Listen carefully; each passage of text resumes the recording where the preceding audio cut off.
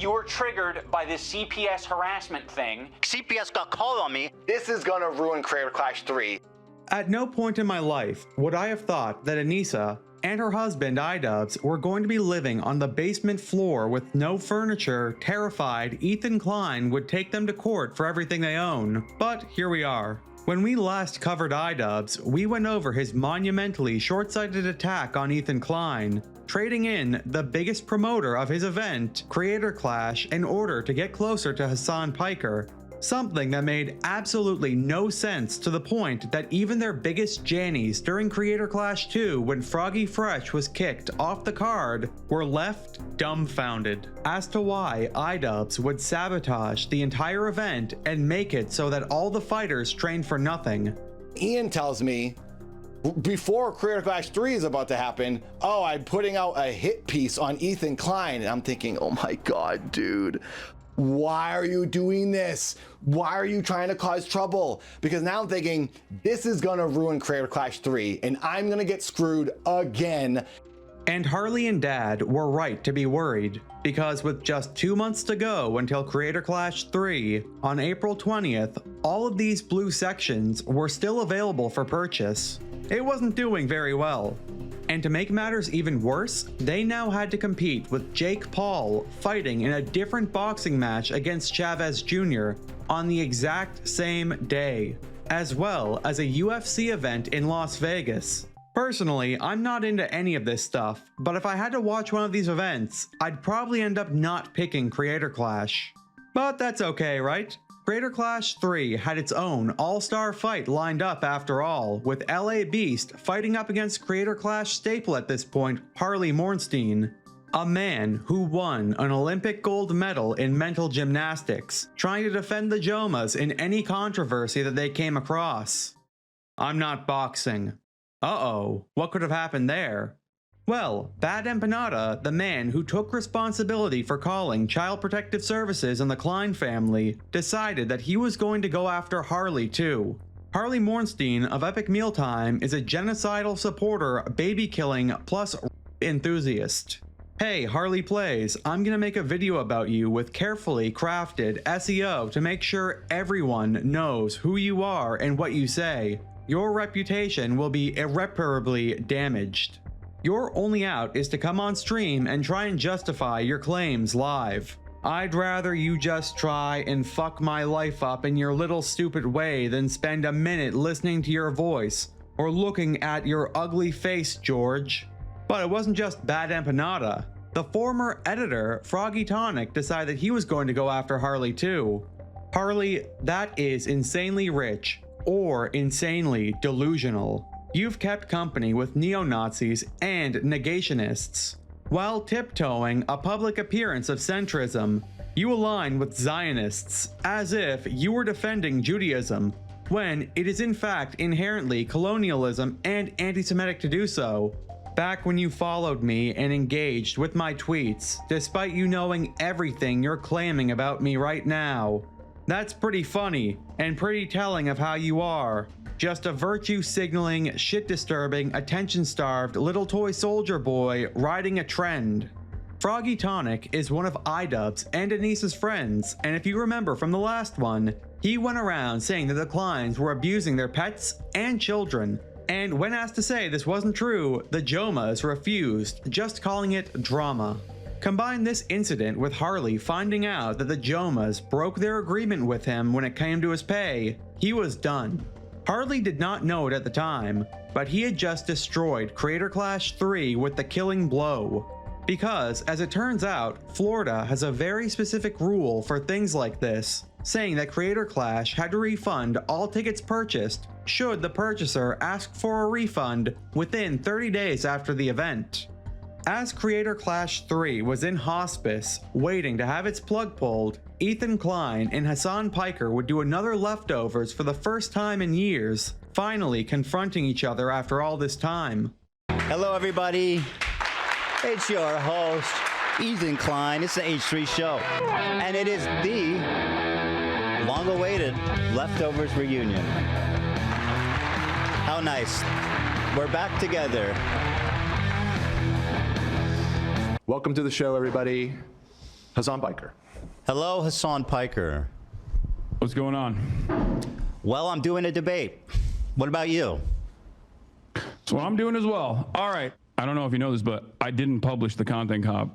Idubbbz did. Yes, I know that, and I've addressed him good. thoroughly. All right. Do you know that? Do you believe he should have included the context of the CPS call? What? What? You don't know what I'm talking about? Wait. I'm a little confused. You are asking me. Yes. What my opinion is on the video. Idubbbz's content cop. Correct. That's correct. About the CPS. I don't know. Maybe. Sure. Okay. Yes. I mean, I think it was more so about like your year-long conquest of deplatforming and also right. Well, 90% of the clips were from the episode entitled CPS Came to My House, Hassan. I don't know if you think that's an important detail. I sure do. You're misrepresenting what I asked you. I didn't ask you, do you think it's okay that people called CPS? I asked that the video that you participated in, which was a total fucking hit job that used 90% of its clip from an episode of the podcast called CPS Got Called on Me and didn't even include the title of the podcast. Now, do you think that's fair? I think you should take this up with Idubbbz instead of me. Okay, sure. Ask me a question. Editorial. I'm sure that it would have been all right if he mentioned it. It would have been all right. I don't know why this is a major point of contention for you. You're trying to undermine a charity event deliberately. You have to give money to be charity. It's like a slush fund for them. God, that's so gross, man. I mean, what happened last year? How much money did they make? Did they do charity last year? I don't know. They lost $250,000. So, with Creator Clash 3 on its way, Idubbbz and Anisa decided there were more important things to do, like making a content deputy on Ethan Klein, a follow-up series he would do on his second channel if the person he made the content cop on did a response. But again, he posted it to his main channel because he was not doing very well financially. And get this, Idubbbz actually had the gall to say that he had hoped Ethan would act like an adult after that video, when in that video he was dancing around in a Spirit Halloween costume doing cringy voices and putting Hassan's pop filter in his mouth like it was the Chris Chan straw drawing. I was hoping that if I made a video about Ethan, he would act like an adult and he would keep the attacks directed at me and Anisa. Unfortunately, I was wrong in thinking that, because Ethan, in a desperate attempt to attack and smear Anisa and I, he started attacking our charity event. Idubbbz even tried to say that Ethan and Hila will be remembered as the people that ruined a charity event. And then they actually stepped down from Creator Clash.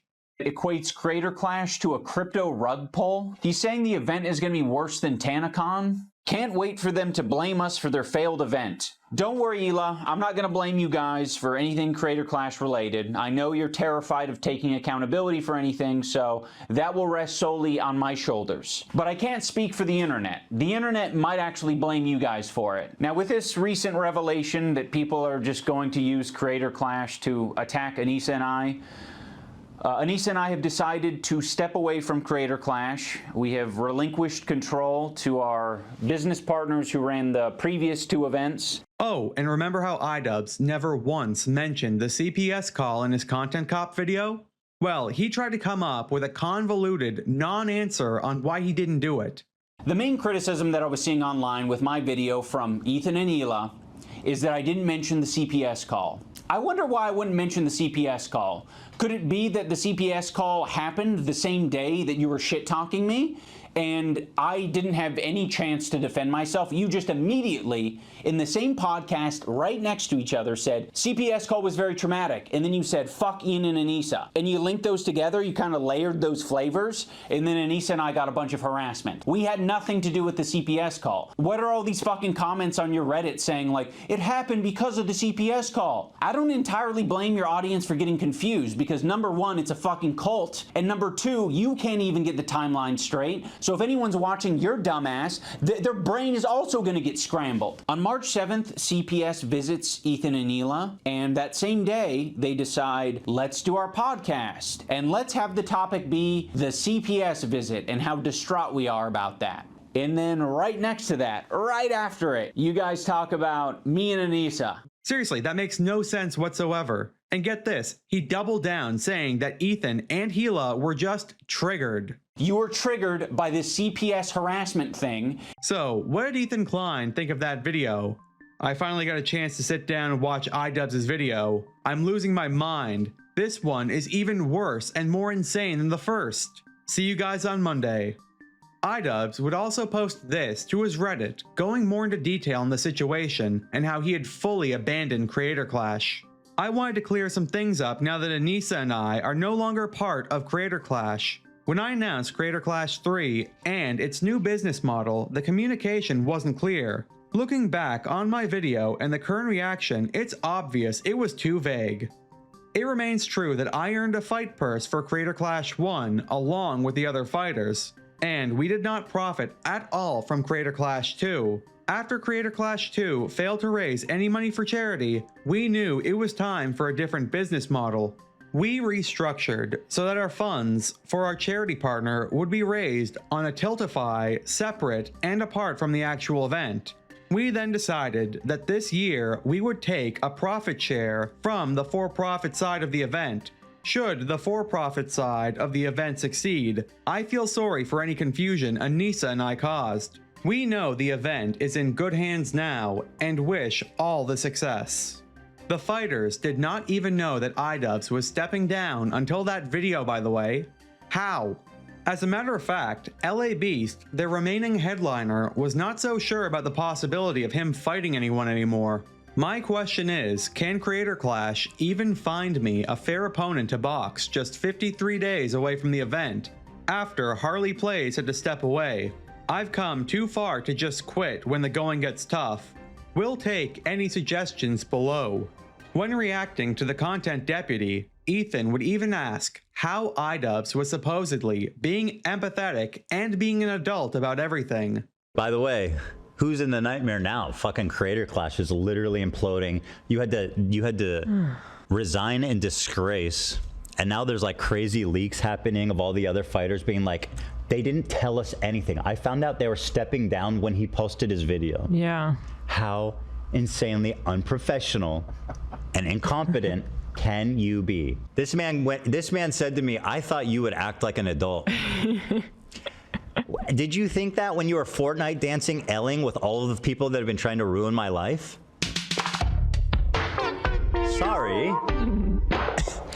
This is the main goal is just to get the people paid who are involved in making it happen, rather than like making exorbitant amounts of money. So this fucking guy who's hiding behind the charity when he gets criticized, oh, you're trying to take down a charity event, is on record being like, the charity is not that big of a deal. Like, come on, bro.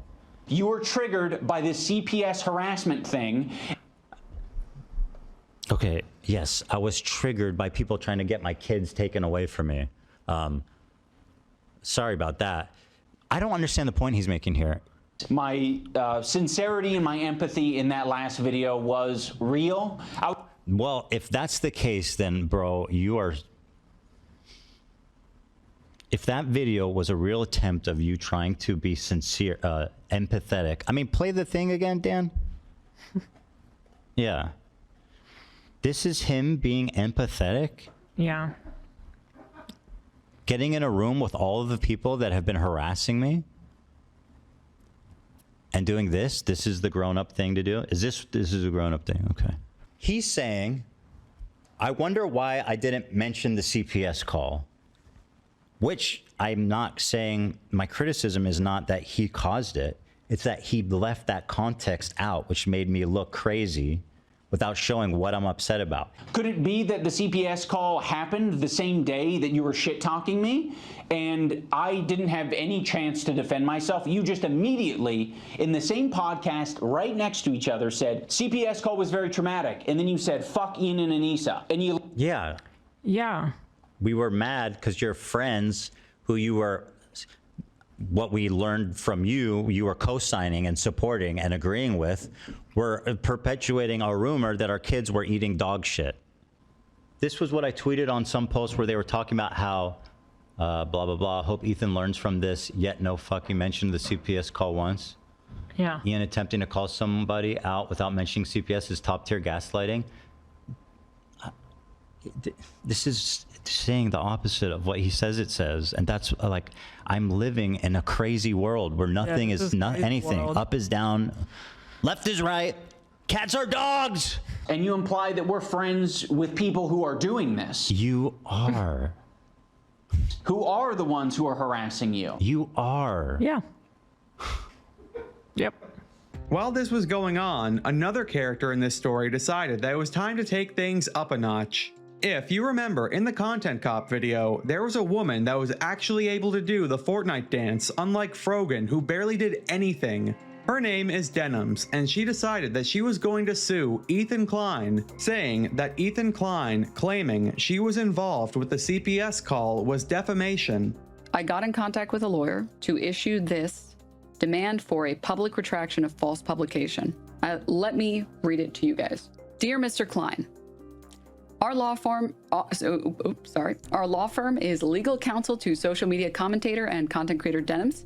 It has come to our attention that in response to an apparent Child Protective Services visit to your home in or around March 2025, you published numerous false statements on your YouTube channels, H3 Podcast and H3H3 Productions, which reach millions of viewers and listeners, stating either that Denims herself filed the preceding CPS report about you, resulting in the improvident CPS visit to your home, or that Denims caused others to do so.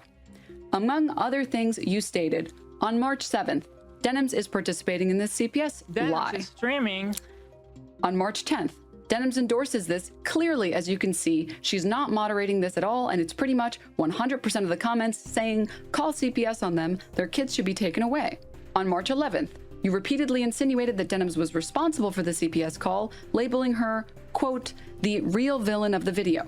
You also stated she has been such a nasty, pathetic, lying, just such a horrible, disgusting person because you believed she was behind the CPS call.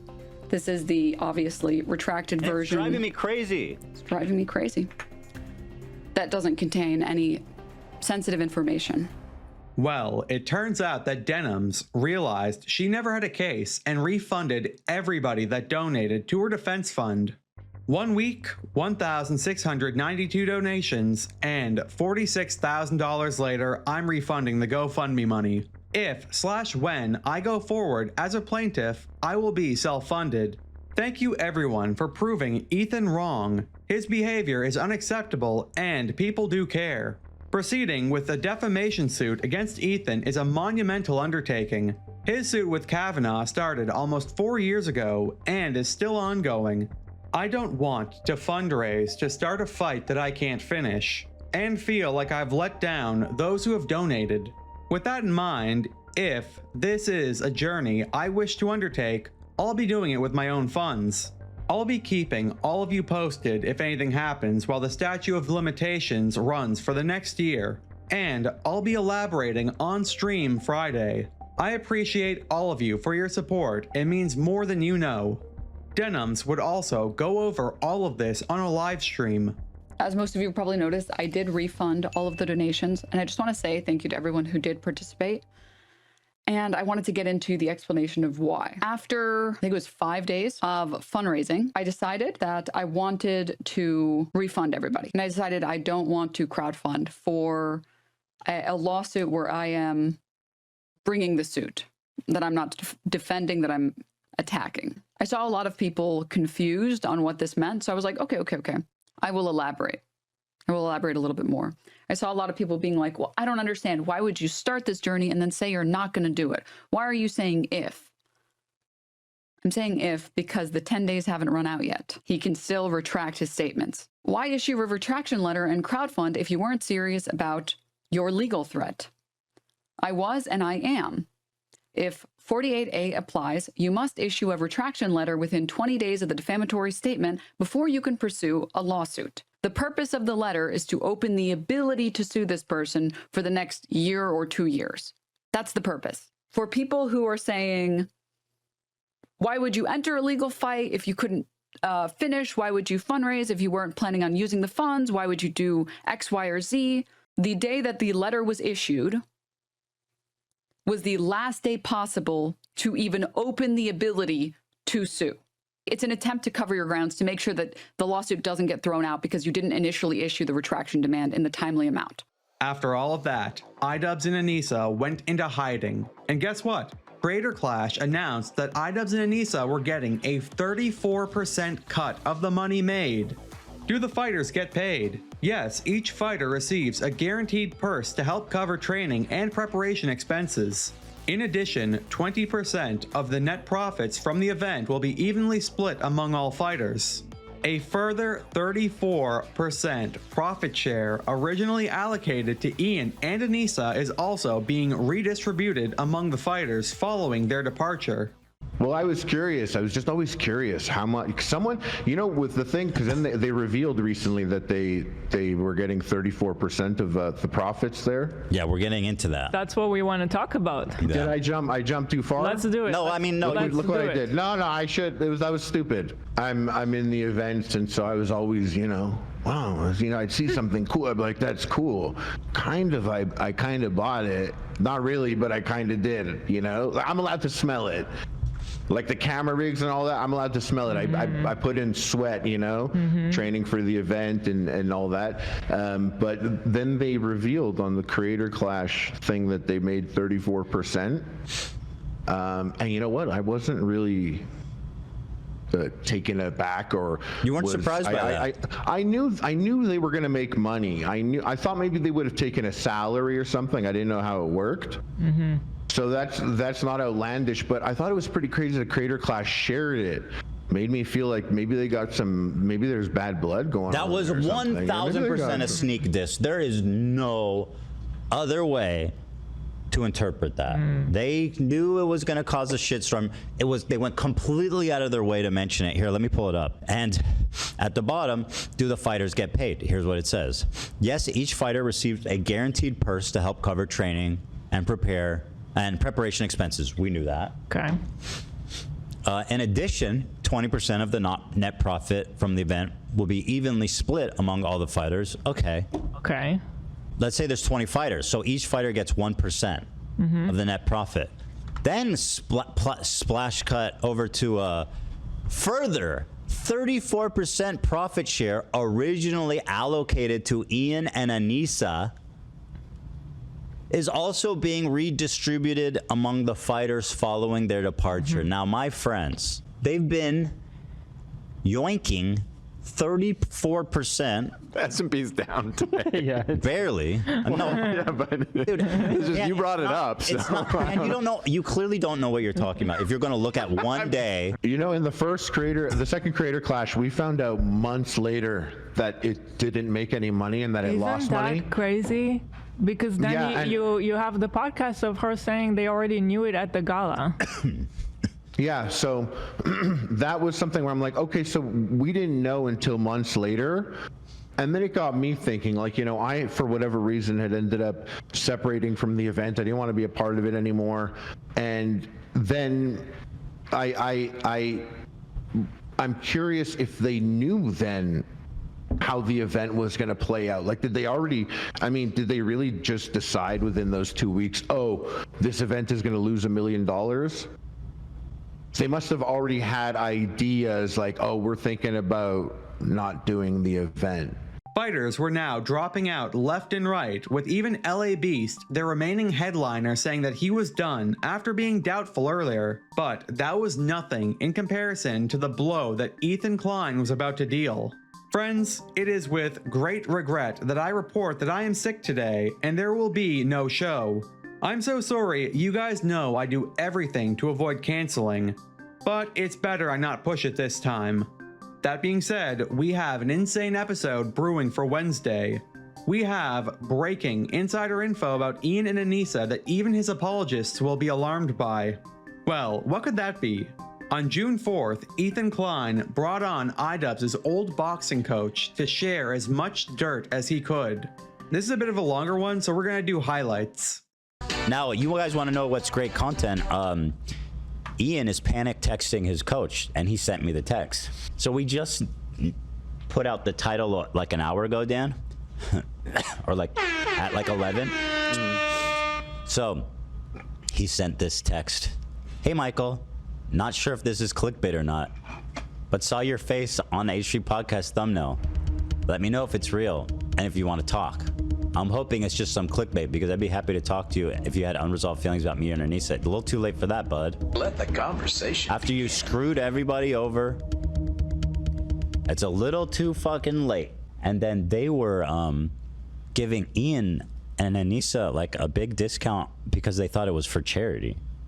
And then they're like, wait, why did the creators get a fat fucking bonus? And like, I, who actually needs the money to fund my new business, got stiffed. For dynamic filming, I usually charge $150 an hour for dynamic filming, but because I was under the impression that this is going to charity, me and Michael, you know, would always scale back on charging them. So, for example, instead of charging him $150 an hour, I would charge him $100 an hour. Mm-hmm. Yeah. And by the way, I've heard that from other professionals now. I'm starting to hear people say that, who, like one of the announcers put out a video recently, maybe you guys saw it. He was like, Wade? Yeah, he was like, they offered me a salary, or they offered me payment, but I declined it because I was like, it's for charity, I'm good. But then they took that money that he generously forfeit, a guy who's not rich, by the way, and gave it to all the fucking creators. It's nuts. Yeah, I mean, like, we were also promised a bonus on CC1, and we never got it. But because Michael is so nice, he didn't want to, like, make Ian feel uncomfortable and ask Ian and Anisa about it. I was pretty upset by it, and I thought it wasn't fair, because how is it that we put on this great event, we raised $1.3 million for charity, and he promised us a bonus, and then right after the event, he just kind of pretend like he's too busy to check in with us, you know? And then we... Yeah, after the event, like, once the event ended, I didn't see him again for about 5 months. I think it was you, Kate, that mentioned that he and Anisa did in fact pay for Hassan and all of his compadres to travel to and stay at Creator Clash 2. Yes. Yeah, so they were talking about that long before, about how they had to fly in all these people. First of all, they rented the hotel for over 300 creators. And flew a lot of them in. When the first year it was much more scaled back. We just had a couple floors of like some place, like a nice suite place, but it wasn't extravagant at all. And then the second year they did that full hotel for 300 creators. They flew a lot of people in. One of the people they flew in was Froggy Tonic, and they flew him in from France. That's insane. And Froggy had told us that he was there to salvage the documentary. Yeah. And that was super offensive to us, because we're like, what do you mean salvage the documentary? And he said his job was to go around and like film Anisa having interactions with everyone. So we didn't know if that meant they were going to make the second documentary about how, or the actual documentary about how like Anisa was responsible for the event, because she did put a lot of work in for the first event, and she did put a lot of work in for the second, but at the same time, in the first event, she didn't get credit for it, so she felt like she deserved all the credit. But yeah, they flew in a lot of people. They rented out the whole hotel for 300 creators, and when we asked them if Ian's dad was going to be there, because he was there for the first event, they said they couldn't afford to fly Ian's dad in. It was too expensive. Everybody made a documentary. AB, Harley, I was in their documentaries, but I wasn't in Ian's documentary. What the fuck? Also, like half of the sessions, we'd have to train Anisa. So every session, instead of being just training for Ian for a fight, I would have to take half of the session and train Anisa. So whose idea was that? Hers. One time she came and tried to put on her own music, right? Yeah, and then we got into it because they got into a tiff because she wanted to change the music. Go ahead, please. Yeah. Yeah. So what song was it? Oh man, I would have to look it back up, because I was actually in shock, because some of the songs, even if you like that kind of music, because it was maybe some like indie punk rock music. It was dark. But what was just weird, and so not gym music at all. So I was just like, hey, I was trying to tell her that, because one of the other coaches was like, hey, I'm going to change it now, because she was playing the music after at the 1 gym. hour. But she shouldn't have even been on the aux in the first place. Like, you shouldn't be at somebody else's gym and then hop on their speaker. That's crazy to me. Yeah. It's not fair to all the other gym members that they have to listen to her music. By the way, this is a very big gym. I think it's like how many square feet? 4,000? 4,000. 4,000 to 5,000 square feet, okay? And there's multiple facilities inside this gym. There's a Fit Bar Cafe. There's a physical therapist office inside that gym. The Seawolves also train out of that gym, okay? They used to, but, you know, so other people use this space, and she just wants to control the music. That's so unprofessional. It's not allowed, and it's not fair to the other members. So she got and we that. don't allow anybody else to do that. Yeah, no, but I don't allow my other fighters to come in. No, that's insane. Who the fuck changes the music for the whole ass gym? So she ended up leaving. We were supposed to actually do her pad session, but then she left. She cried. And she had to go out to her car. I mean, I don't want to talk about how her feelings were, but anyway, so yeah, so she was super offended. So then the next day, what had happened was the next day they came in and they told my wife that they don't know how she could date me because I don't respect women. And so because she doesn't know how. How did she expect your wife, Kate, to react to that? I have no idea. What an insane thing. She has this way of always sabotaging every single moment before she's about to have a big moment. You know what I mean? Makes it about her. Correct. Like, for example, for CC1, she came to the gym and she was like, oh, our lease is ending and we need to buy a new house right now. Otherwise, I'm going to be homeless. The world's ending. So then Ian had to go and try to buy a new house for her, but then he couldn't because he had to sell his house in San Diego first. Otherwise, he wasn't going to be able to do that. So then they had to sell the house in San Diego, then buy like their over $1 million house in Seattle the week or two before CC1. Okay. And then for CC2, like before he was supposed to start training for his fight camp, right?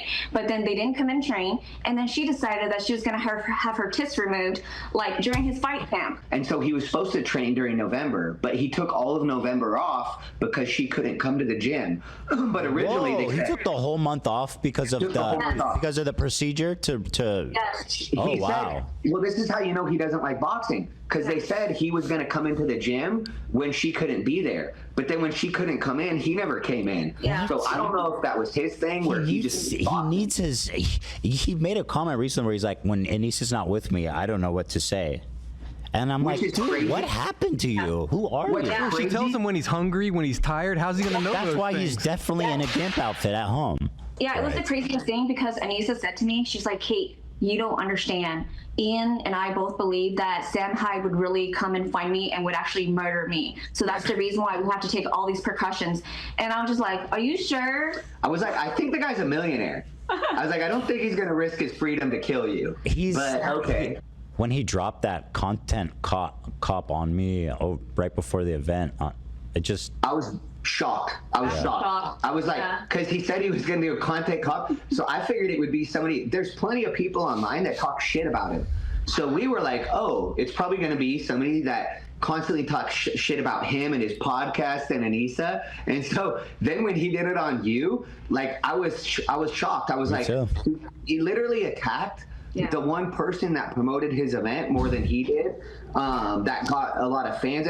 That's part of why I was like, man, I wanted to do your show, or wanted to at least put our side of the story out, because you were one of the people that was most supportive to him, and yet he chose to do the content cop on you.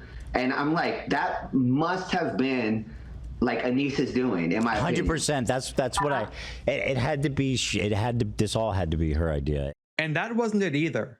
Coach Mike's wife, Kate, a survivor of child marriage, told the story on how when she asked the Johmas for help supporting a bill to stop child marriage, they left her on red. But they would then immediately message them when they found out the Briggs family were going on the H3H3 podcast. Really shocking and sad that you yourself were a child bride. So I'm a child bride survivor, and at the age of 12, I was put into a child marriage from the time I was 12 until 23. Within my child marriage, I had 2 kids when I was 15 and 17. And this happened in America. Okay, and Ian and Anisa are well aware of my story because I've had them in my home. They've seen my kids and everything.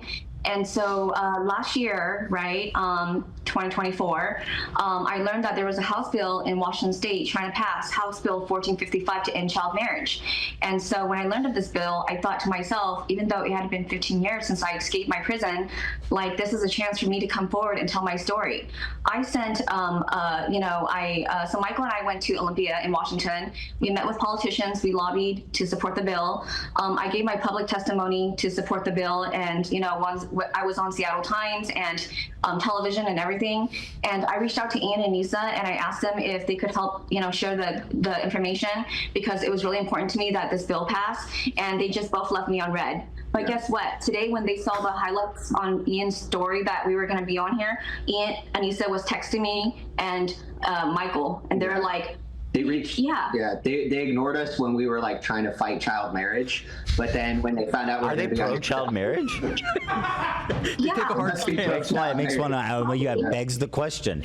It just shows their true colors and who they really are, and that's the reason why, you know, after that incident, I told myself I cut myself off emotionally for them, because they're not good people. Yeah. They cry about all these crises and women's rights all the time, but I reached out to them and they just put me on red. Like, you know, we helped them with their business of building Creative Clash, and they had nobody on their team. And then after that, like when we reached out to them just to ask them for feedback or how we go about starting our own business, they told us that in no world could we ever help so mean. Like, what the fuck is wrong with you? Are you that old? Anisa and Ian Joma will LARP as these empathetic people that are looking out for the little guy. Meanwhile, they betrayed every one of their fighters who thought they were training to support a charity event by getting it killed off, and the money that did make, they spent it flying out random streamers that didn't even promote the event for a super expensive gala, and secretly took a 34% cut that nobody seemed to know about. And if you pointed out anything like that, you were attacking a charity event. These people aren't friends to anyone and will snake somebody the first chance they get if it means they're going to move up on the social ladder. All for nothing, because remember, Hassan is not even subscribed to Idubbbz' channel. There was this funny little image. Hassan pulled up Ian's channel to put on the content cop. This dude is not even subscribed to his channel. And we're not even getting into Ethan Klein's lawsuit saga. But don't worry, we will be, but sometime later in the future. As always, thanks for watching, and hopefully I'll see you soon. But wait, what's this?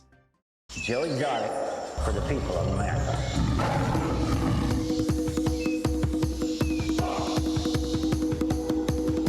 I am never going to financially recover from this.